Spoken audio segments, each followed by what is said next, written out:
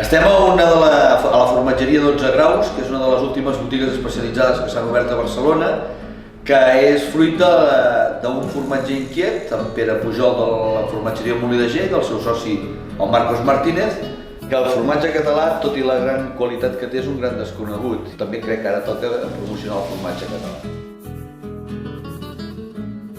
Es tastaran molts formatges i de tot tipus.